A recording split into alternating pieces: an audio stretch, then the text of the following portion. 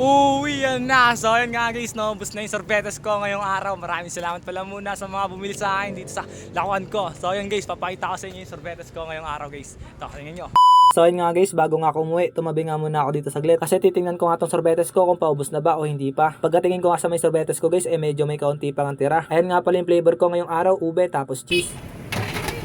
Pagkatapos ko nga makita yung sorbetes ko guys, binuksan ko naman dito yung bag ko para makita ko na nga din tong benta ko. Pagkatingin ko nga dito medyo marami na nga rin to. Kaya dito guys, sinarado ko na nga rin to agad.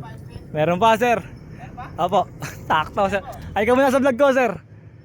Shout out sir guys. Natsyempohan din lagi. So ito na nga guys, meron nga bumili sa atin dito ng sorbetes. 10 piso pala yung binibili sa akin dito nila sir. Sa wakas ngayong araw, natsyempohan nga rin nila ako may sorbetes pa. Paano kasi guys, sa tuwing humihinto nga ako dito, wala na nga ako laging sorbetes. Kaya kapag bumibili nga sa akin sila sir, hindi ko na nga sila napagbibentahan. Kaya ito nga guys, sakto naman pagkapwesto ko dito, meron pa nga ako tirang sorbetes. Kaya agad ko na nga sila pinagbentahan ng 10 piso. Okay.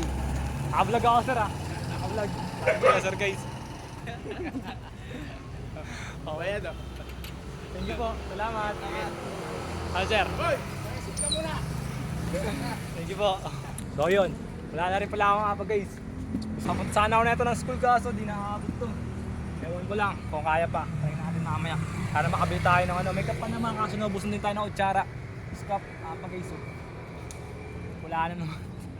Ako na lang. Ngayon muna kayo sa vlog ko. Shoutout, tumabol ulit guys. At ito nga guys, meron nga ulit tumabol sa atin dito para bumili ng sorbetes. Kaya ito nga guys, pinahawak ko nga muna sa kanila yung camera ko. Aray ko, pinagawak pa ng camera. Talaga namang ang baitan ng titinda ng sorbetes. Maraming salamat tol. Thank you. Salamat. Ingat kayo, ingat. So yun na nga guys, no, mga oras nga pala na to, palis na nga ako dito. At sa mga umabot nga hanggang dito sa video na to, baka naman guys, so baka pwede nyo naman ako i-follow para sa susunod na kwento ko, ikasama ko na kayo. So yun nga guys, ako nga pala ulit to, si Rodel. Mahirap lang pero may pangarap. Walang imposible matupad yung mga pangarap natin, basta kikilusan natin to.